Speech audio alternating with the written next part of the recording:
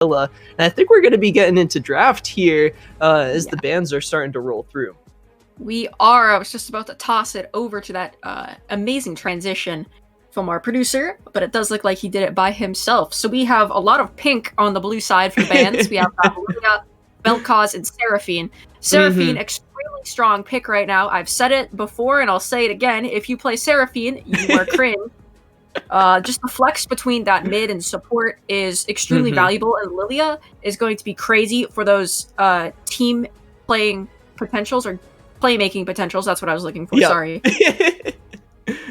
Yeah, no worries at all. I really think the AOE God Squad bans coming through are kind of interesting. I think the Seraphine is kind of leaning towards a meta pick. We haven't seen that too much from Team 1, but that Vel'Koz has gone into the support role a handful of times, wanting to get that out of the hands of Fright Knight on the side of Team 1. He's able to pick up that Bard, though, as the Kaisa is going to be paired up nicely with it. And I really like this jungle pick here coming through for Blue Shift Cowboy. He's had a pretty solid performance on it before.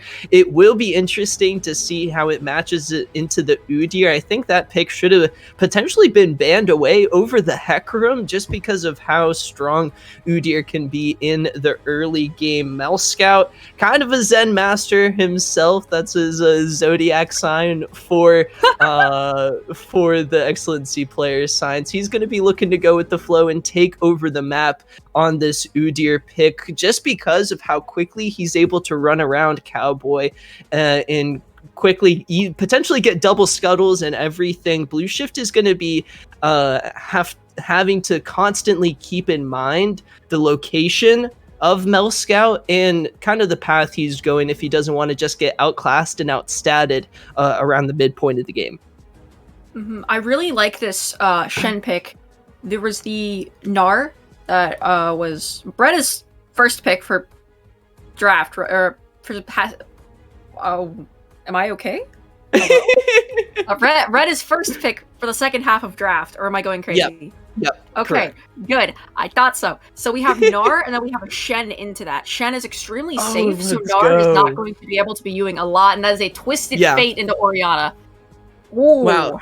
This is actually a pick I really, really like, Cowboy. I was thinking about this as a potential pocket to bring out for Cyclone. I love how it fits into Team 1's play style. I think what they've been struggling with a lot throughout the early parts of their addition into the mid-league is trying to play around bot lane and making sure they set up the plays properly for that, making sure they're going to have the numbers advantage, or at least they're going to be the ones calling the shots and making the proactive plays so their teleports get in first and the other team is forced to play more reactively. And this Twisted Fate does so amazingly, whether he goes like Unsealed Spellbook or something. I think he's going to be having a teleport, but at least bare minimum he's going to have that ultimate available, and I think it's going to play really nicely into how Team 1 wants to approach the map. So well done, and a pick we haven't seen from them before, right? We've mostly seen the Galio,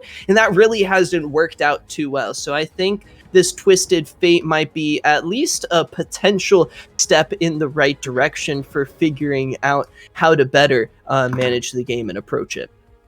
Yeah, another thing I really like about the Bilgewater duo here of Graves and Twisted Fate, along with the Bard, Graves is a champion that really wants to be in your face. He just likes stealing everything you own. He wants to get into your jungle. He wants to steal your wife. He wants to steal your kids. He wants to take like the credit card, you know. He wants everything. He wants all of the money in the world, and then he wants to build Collector and Eclipse. I think that's still meta, unless you go Gale Force still. But you know, all of that combined is a recipe for disaster because he just wants to be constantly in the enemy jungle. And then you pair that with a Twisted Fate who has a teleport on demand, and it's like, whoa! Now there's suddenly a 2v1 wherever you go. And then on top of that, you throw in a Bard who can basically give the entire map Azanias on, what, 120, 180 cooldown? So that is just about. That is bonkers. What do you think's going on in the bot lane here? We didn't really talk about it for AOE God Squad unless we did, and then I just zoned out. I didn't, I swear, I promise. But I do believe we have a set Leona bot lane. What's going up with that?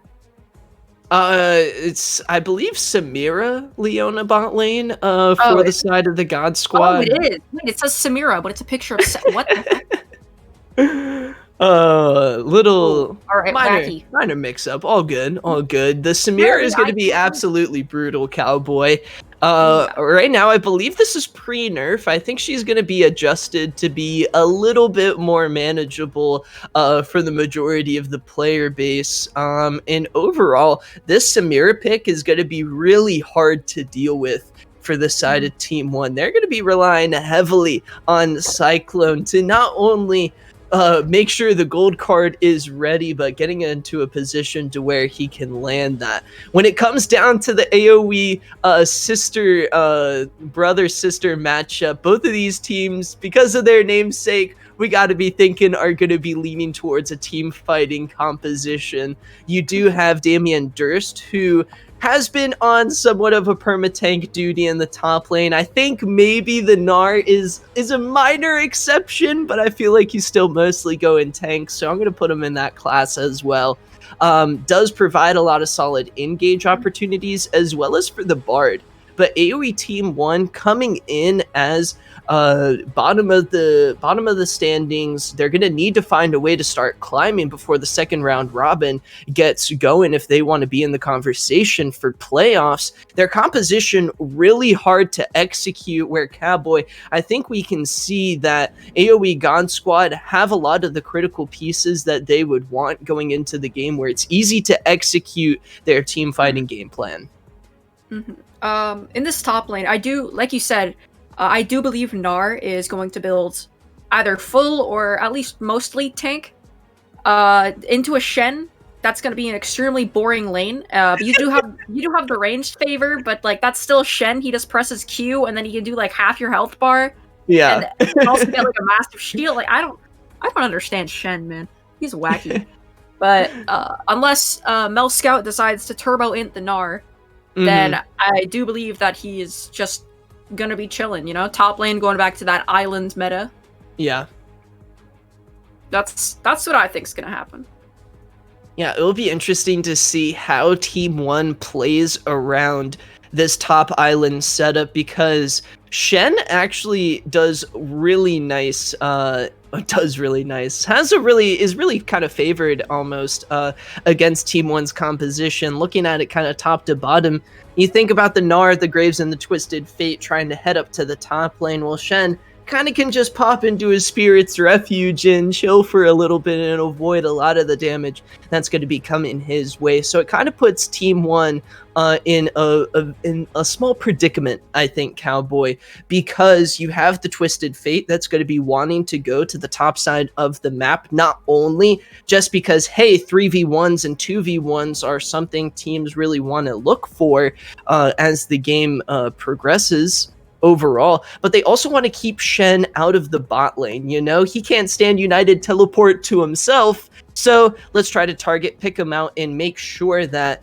Damian Durst has kind of a 1v1 advantage, while Flaming Thunder and him are going to be sitting in the top lane together. So Team 1, again, a lot of critical execution lies on their shoulders, and it's going to be a pretty tricky burden to bear going into God Squad, who is a team, Cowboy, we're feeling pretty good about their overall progression, and they've got something to prove here.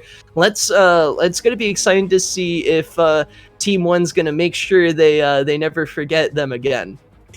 Exactly. Well, we do have... Let me check the timer real quick. 45 seconds left until that spectator delay is over, so I'm going to toss it over to a short intermission so we can get everything set up. I'm going to go make a sandwich, and I wish you all the best game, and good luck to the casters. AoE versus AoE.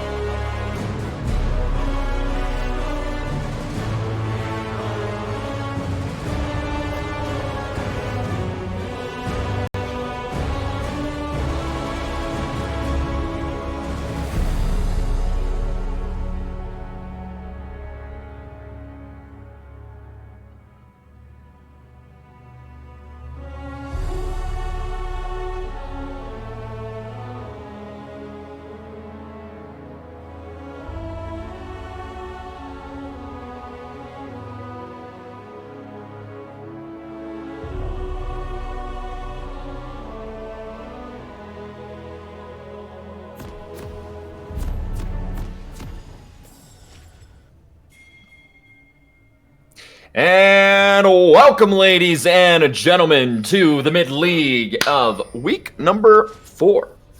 I believe it is. Week number 4, mid-league. I'm the Idea PC, joined here by Gunjin on the desk. So glad to have you here. And we've got the matchup, God Squad up against Team 1, both of them belonging to AOE. And we've got that early invade already coming here real fast. But Gunjin, welcome, my friend. Welcome. Looks like, Flash already burned. A lot of action happening. Weird setup by AoE God Squad. They're having Jabber on the bot side while the rest of the team invades top. Again, I'm excited for a great banger of a game. Both of these teams play really bloody. A lot of exciting matchups here as well, and so I'm looking forward to this. Absolutely, absolutely indeed. And again, up towards that top side of the map there, Flaming Thunder on the Shen. The highest KDA of this God Squad, and definitely a player that I'm going to be having them, expecting them, I should say, to play through. But with that being said, there's a lot of roam potential that really comes out from this Team 1 squad, especially with the TF. Maybe can go and be a pretty good counter to the Shen. So it's going to be interesting to see how these teams kind of play around these cooldowns, which are going to be so extremely vital as this game transitions into the mid-game.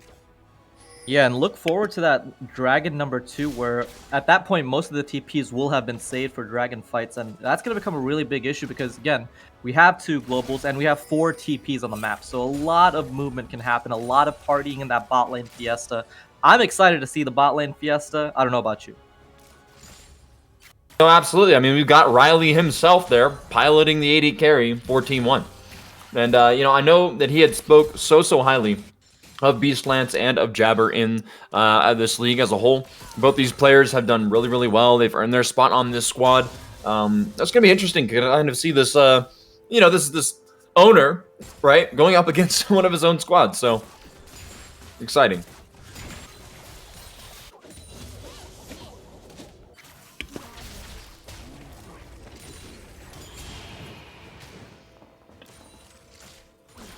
Taking a look here, though. All these teams just kind of farming it out here. Graves opting for that bottom side jungle full clear, along with the Udyr as well. Yeah, sorry about that. Oh, no, you're good. Mike had just randomly gotten muted there.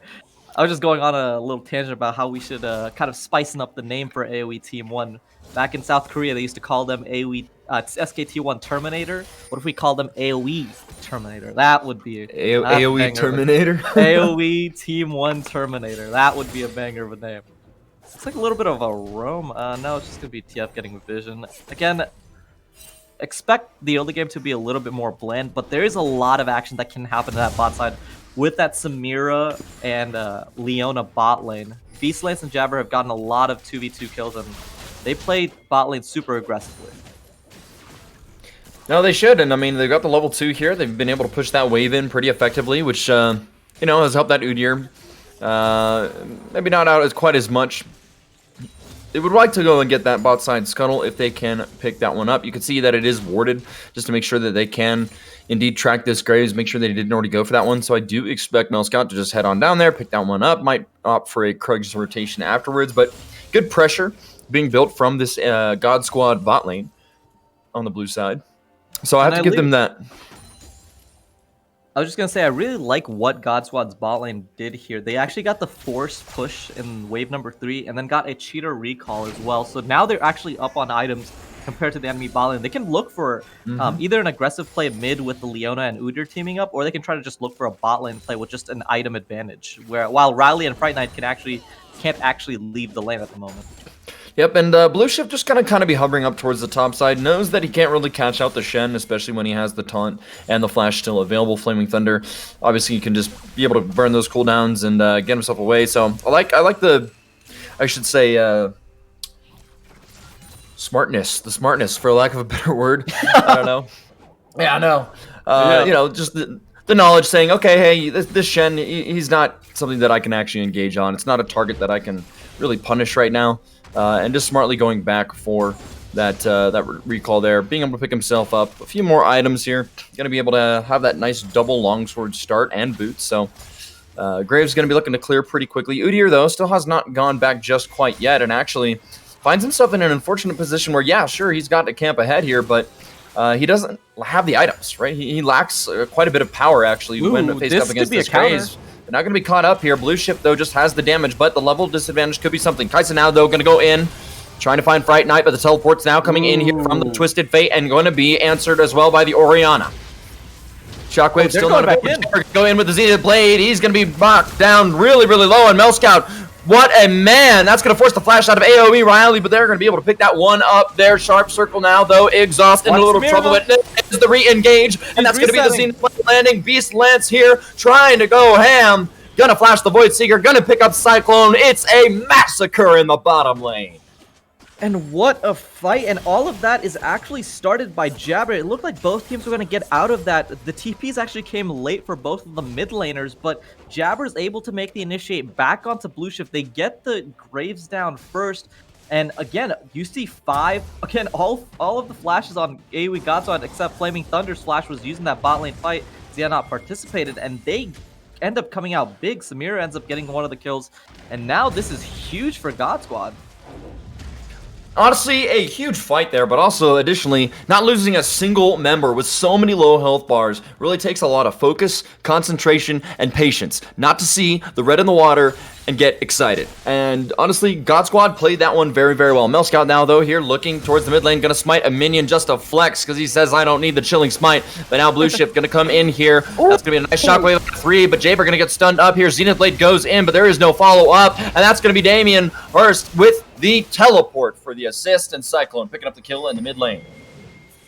Jabber just getting a little bit excited. It was good the first time, but that time looked a little bit in, and again, good ultimate by Sharp Circle to dissuade the 2v2 right there, but there was just too much backup from the side of Terminator, and they are able to pick up the kill mid, and they're going to actually get the Dragon as well. Early Infernal. Absolutely, definitely going to help with a little bit of some of this poke that the Sharp Circle on the Orianna can dish out in the mid lane, with Twisted Fate being kind of known as a relatively low damage mid laner. People don't pick him for his massive damage output. They pick him for his ability to roam and really make an impact towards the mid to late game. But the Infernal Drake, well, it's not going to really mean a whole lot. I mean, we're talking an extra 4%, which might amount to a couple extra 80 or AP here in the early game. But every little bit helps, Gunjin, and you can't complain about that here at all. Luckily enough here, though, the Graves is keeping up here with the Udyr as far as CS goes. Only just barely behind here. Should hit level 6. Yes, we'll do it off the Gromp there. But Jay, we're going to go ahead and clear some wards out here in the Dragon Pit upriver with a nice little timed roam. It's a lot of control wards there in the river. Going to pick up some free gold for himself. And Deny I some like of the vision from Terminator. what Terminator is doing right here. They actually swapped their bot lane to the top side, and they might be looking for an early Rift Herald play. I am surprised that they send both members up here without the Graves being down here, but I think they're just going to opt for it. They're going to just say the bot lane might be a little bit screwed, but we can just try to get the early Rift Herald and kind of take that gold elsewhere on the map. Yeah, but I do like this pivot here. You say, okay, Cyclone, we're going to go ahead and send you towards the bot lane, pick up that wave. Mid is in a state of neutrality, and we're just going to send everybody that we got up towards the top side of the map. I really, really do like this. They're going out there, they're finding themselves objectives. Yes, the kills may not have gone their way when this game first started off with that teleport fiesta that we had in the bottom lane, but this is Team 1 really just kind of sticking it to God Squad and saying, all right, well, we know you guys might be a little bit better than us in the matchup, but we're going to make it work. And they're going to actually go ahead and get the engage here onto Flaming Thunder. Cyclone also going to get low. Right before we panned over from directed cam, he did catch a Zenith Blade to the face. That's going to be Shelly called up here in the top lane next to the turret. Tower. 4 members of Team 1 here getting ready to crack this Tier 1 tower at 9 minutes in the game. Well done, Team 1. And what an early game call by the side of T1 there. Again, they realized that bot lane was getting a little bit scary for them because, again, you had seen that Beastlance had already frozen the wave, and it looked like they couldn't actually approach the wave at all. So they just call it. They say, let's just sack bot lane, give them the plates that Beastlance will get. He ends up not even breaking the tower. They don't even get the kill on Cyclone either, and so now it looks like in terms of gold advantage, obviously they're still behind in terms of that that 3-0 team fight they had bot side, but it's a lot better than the situation they were before. It's going to allow Riley and Fright Knight to kind of open up the map and honestly just head mid and see if they can do any sort of damage there. Yep, no, absolutely here, and the Twisted Fate, sure, he might be 25 CS down from his lane opponent, but as long as he can continue to stay pushing in these side waves, trying to catch back up, it's been kind of a rough game for him, to be honest. But Mel Scout also looking towards the bottom side. You can see the pings coming on over. Cyclone could be in a little bit of trouble here. Oh. No, that's going to be the Shen teleport now. The taunt going to come in here as well. Nice layer of the CC there, and that's going to be Cyclone going right on down as Mel Scout picks that one up underneath the tier 1 bot lane turret. And that's the one thing that Cyclone can't do. He cannot allow the enemy team to catch him just sitting in the middle of the lane. He is playing weak side at this moment. They've pretty much put most of their resources into that Gnar, into that top side matchup by already having Bard up there. And Cyclone gets caught out, and that's a really bad death for the side of T1. Yep, you need that team up to be able to stay in these side lanes safely and catch back up in levels. I mean, right now we're probably looking at about a level and a half difference between these mid laners here, which, as it turns out, is accurate indeed.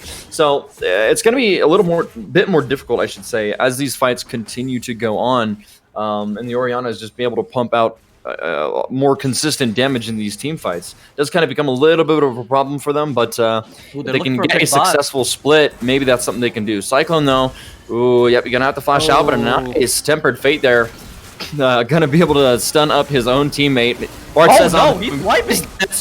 Going to be able to turn that one right on around. Looking for the second one now. Going to make a double kill. Looking for the triple. That's going to be it, ladies and gentlemen. A solo triple kill. Coming out here from Beast Lance, showing us what's up and flexing those 80 carry muscles. I've seen Beast Lance absolutely hammer down Meme City Esports' bot lane. Do not test this man when he's playing a strong and dominant 80 carry that don't need no support. What a 1v3 by the side of Beast Lance, and that is the worst thing that could have happened for the side of T1. They needed this lane to kind of stabilize. They needed TF to kind of just sit in that bot lane to try to make a play. It was a good play, but Beast Lance just outplays and he kills them. Shark Circle, though, here, going to be in trouble. He's already expended everything that he's got. Shut down, going to go right on over into the hands of the AOE Team 1 top laner, Damien Hurst. And Dragon might be the prize off that. Unfortunately, Sharp Circle kind of in a bad spot. And, they're going to try and start this one up, but I don't know if they can actually get the Smite fight. Will make it in the favor there of God Squad. Able to actually pick that one up. I do not believe that the Graves had his Smite available, or maybe he smote a little bit early. I'm not exactly sure. But they got it. They're out. No more kills go over. And if you're feeling pretty lucky if you're God Squad at that point. You just gotta take a little bit of a breather, because what action happening around the map. Again, it feels like teams are just forcing it a little bit. I do like the play for T1, though. A lot of their plays are a lot more proactive. This is what I like to see from a team that honestly hasn't put a lot of the pieces together. Make aggressive plays. Make the enemy team have to outplay you, because, again, great play bot side. Samira almost gets caught out, but, again, the Tempered Fate lining wasn't perfect. It allowed Samira to get enough space and enough lifesteal that she was able to survive the 1v3. Then Sharp Circle overplays mid lane, tries to get a play off. Damien Durst does pick up the kill and does pick up the gold, and now he's the really strong point in the map. But my biggest problem is, as this game scales on, I do like the team comp for God Squad a little bit more than I like it for T1. It's much easier to execute. Mel Scout is a perfect Orianna delivery ball system, and that Samira is huge right now. Who is shutting her down? And you're absolutely right, Gunjin. You're sitting here 4-0-2 on the Samira. You've got the trusty old immortal shield bow in hand. And the greatest part about it as well is just there's so much peel that is available for that Samira to be able to stay safe. You got the Shen, you got the Udyr, you got the Leona. All of these big, beefy bodies that are ready to smack, stun, slam anybody that even tries thinking about getting close to your AD carry. And obviously, Sharp Circle here is pretty well ahead, actually, of his mid lane opponent. Currently sitting at about a 1,300 gold advantage right now at before 15 minutes, which is massive of a lead. So, in all honesty, good on him. It's going to be a huge boon for them in these team fights. Able to kind of be able to dish out some of that damage from a long range and control some of these choke points around these objectives. My big thing is, I think for the side of T1, they are going to have to control that next dragon. Feeding Samira with already the Orianna shield, already with Jabber having the peel on him. If you feed this guy Ocean Dragons, he's going to become almost unkillable for the side of T1. They're going to have to try to control this dragon. They're going to have to try to get these waves pushed. And honestly, it's going to come onto this TF. You pick the TF. You pick TF with Shirelia's Revelry as your first item to make side lane picks. But now you have him sitting in the top lane, not being able to affect both sides of the map. You're going to have to make use of this guy.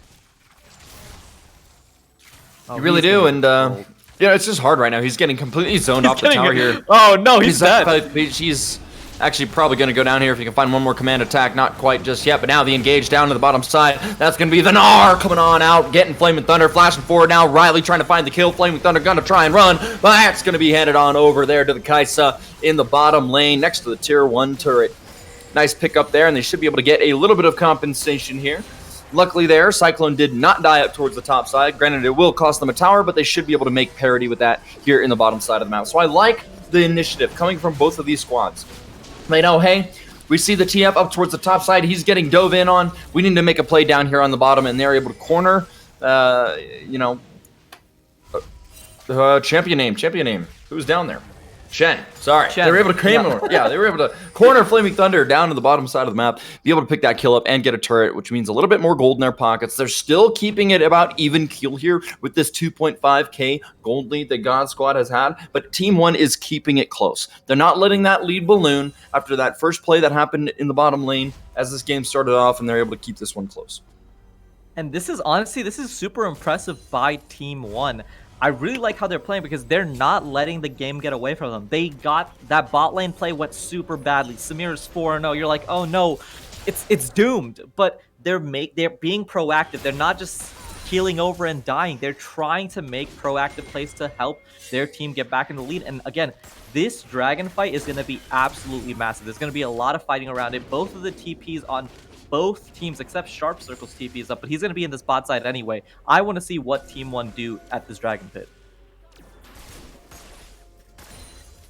Well, they might end up just giving it up, actually, but, you know, the idea is there. But Samira does have 2 items, so I do understand kind of the thought process saying, maybe let's try to get our Kai'Sa 2 items. Let's just try to give Nars a little bit more gold.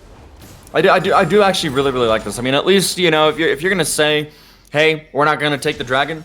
At least you're taking something else on the map. But unfortunately, Cyclone just going to get caught out there. Mel Scout way too dang gone fast there with the good old Chem Tank item that he's got in hand there. You're just... Honestly, I played it for the first time the other day, Gungeon.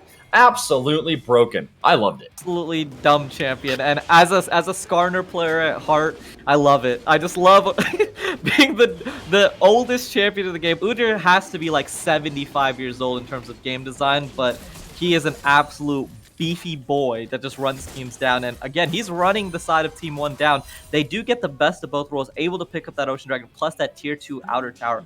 It is going to be a little bit actually helpful for the side of Team 1 if AOE Cyclone can kind of try to freeze this bot wave. He can try to get the gold and minion XP enough to where he does get kind of even kill with the Orianna and then try to affect the map. But again, if you're the side of Team 1, you are playing around Damien first. He's being fed gold, he's being fed XP, he's being fed solo lane.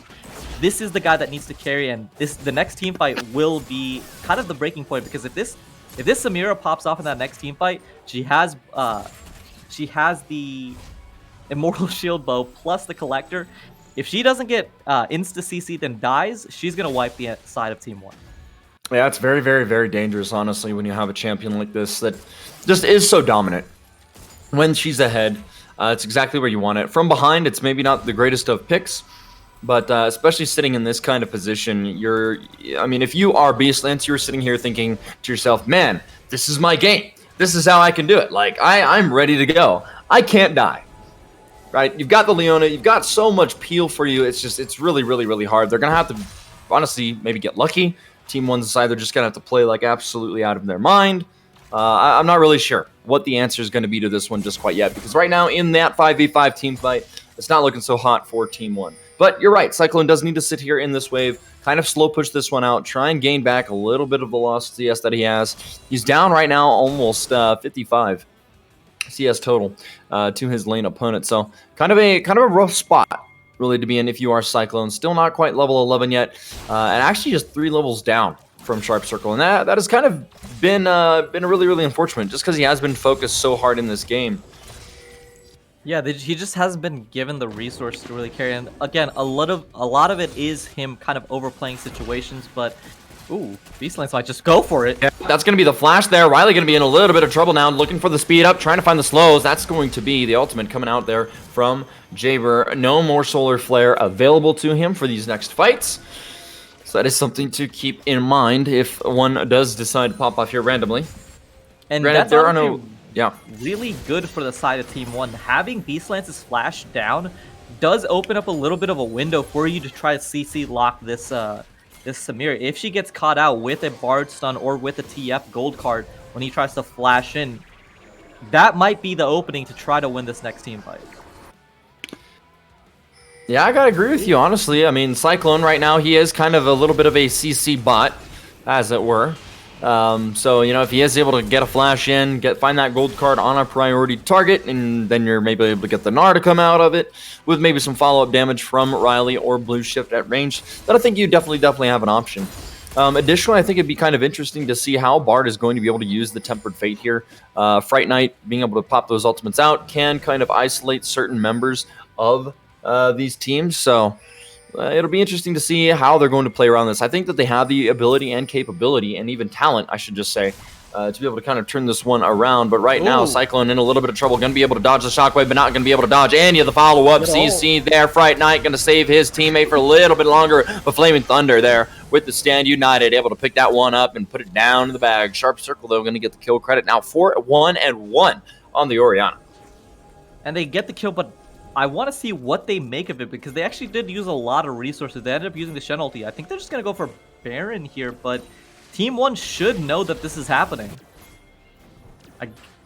Yeah, I mean, you know, they probably know it's happening, but, well, you know, what are they going to be able to do too much about it? I think they're going ahead and going to make the decision to pretty much just give this one up and away.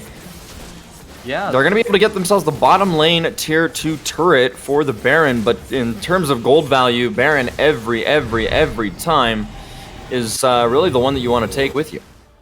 Yeah, they end up just sacking in. I guess that's smart. Again, you don't have the 2 items completed on most of your characters at the moment. They're just saying, let's just wait, try to get 2 items, and let's hope that we can get a pick with the TF pick or the Gnar ulti, but right now, they just don't feel like they're strong enough, and they're going to end up giving over the 22-minute Baron, and this probably will also be the 3rd Dragon for the side of God Squad, and now they're in prime position to take this game right over. Ooh, a nice smite there from Mel Scout. Going to be able to pick that one up. Still has the charge available as well for the Ocean Dragon that's going to be spawning up here shortly. The smite should be back up in time for that, but recalls coming out here from the side of Team 1. Makes me even wonder if they are going to be looking to even contest. And it looks like they're just going to continue to kind of push out these waves, which, I mean, really, you know, to an extent, I can't blame them, but at the same time, you have to pick a fight at some point in this game. Unfortunately, you know, if you just keep swapping Barons for tier 2 towers, you're not going to really be able to ever catch up and be in a position where you do have the advantage, which right now is what I think Team 1 has to fight for. They're not going to be able to catch up, but they are keeping the gold lead somewhat stable. It has only been about a 3k gold lead for about 7 to 8 minutes, so that's pretty good on the side of Team 1. They are doing proactive plays to try to get some money in their pocket, and hopefully they can find a situation where they have enough items and they have either a pick from the TF play or the Gnar flash for a little bit of a flank. But again, I like how Team 1 is playing this. They realize that they're in a back foot, and they're just trying to get as much gold as possible. Hopefully, they can try to fight. Oh my god. Sharp Circle. And, yep. Sharp Circle. There it is. Cyclone just walking a little bit too close, my friends. But that is, you know, something that I did want to say is just, it's way too much. It's way too oppressive, this Orianna right now. And sending the TF against her in the side lane is pretty much just suicide. Unfortunately, there's just not a whole lot of good places for Cyclone to go there, as AOE Riley is now half health. Yeah, rough life here if you are the side of Team 1. This God Squad is looking very strong with these Baroned up minions. Going to be knocking down that tier 3, turned in the mid lane, and now looking for the inhibitor as they continue to push these lanes out. Tier 2 up towards the top side, surely going to follow here in just a moment. And yep, that's going to be a nice easy one picked up there. Flaming Thunder, a little more gold in the pockets here. of this Goddess squad, and really Team 1 just trying to push out these waves as fast as their hands will take them. And again, the gold lead now has ballooned up to about 6,000 gold. They're going to end up getting this mid lane inhibitor, but again, it is a solid hold by the side of Team 1. They're not kind of losing a lot more than they're supposed to. Again, they're so far behind that you have to end up giving over at least one of these inhibitors, but they are trying to make sure that they're mitigating the losses as much as possible. Obviously, Sharp Circle is an absolute bastion in that bot lane. He's like his own team's tower, basically, in that bot lane. Approach him and you die. If T1 is going to be named Terminator, I'm coining that phrase for this team. We're not calling him AOE Team 1, AOE Terminator. Then Sharp Circle is Sarah Connor, and she is just absolutely blasting down this bot lane. They end up not being able to get either of the inhibitors, so again, good hold by the side of T1, but this Ocean Soul, if this is given over, should pretty much be the end of days. Yep, Team 1 there. They don't have paper hands. They say, we're going to hold this base.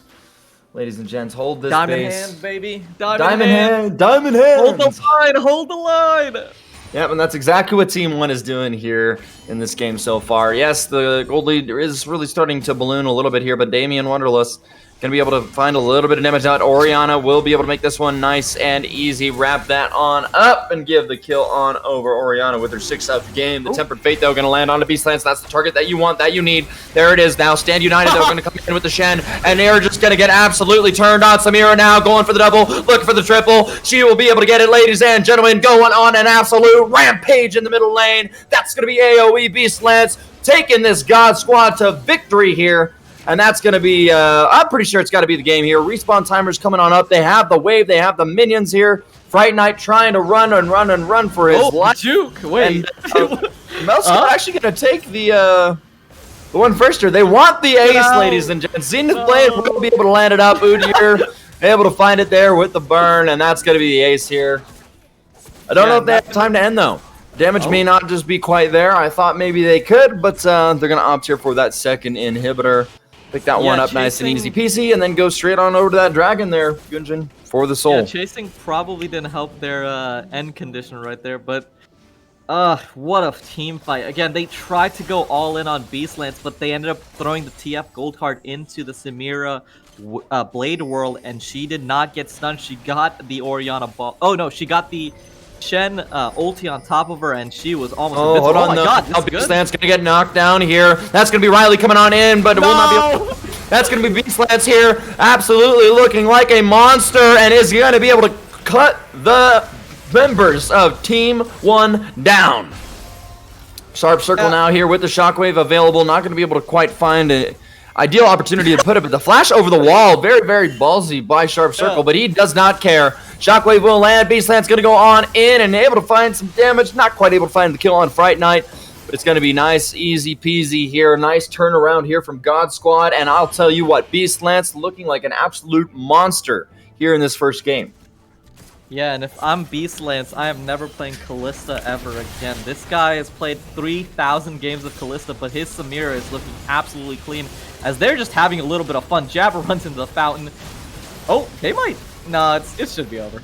Yeah, Solar Flare going to land down there, but the Nexus is going to be targeted by all the members here of God Squad, and that's going to be the game, ladies and gentlemen. Game 1 going to go on over here to AOE God Squad. Well done, and you know what? How many times are we going to watch Beast Lance 1v1, 1v2, 1v3 in that game? I mean, just absolute monster. Absolute monster, Gunjin. Beast Lance had such a great game, and this is a guy that AoE God Squad has always been able to feed a lot of gold into, but in terms of champion picks, sometimes he's opted into that Kalista champion that, again, it's even hard to call her a champion. Again, I know Beast Lance loves her, but once 25-minute hits, she turns into a pumpkin, but Samira, once 25-minute hits, turns to an absolute goddess, was able to pretty much 1v3 every single fight that was thrown at her, and at 29 minutes, 1 second, AoE God Squads puts Terminator, AoE, Team 1 out of their misery. But I have to say, Team 1 played well. It just felt like they were trying to hold the line a little bit too long.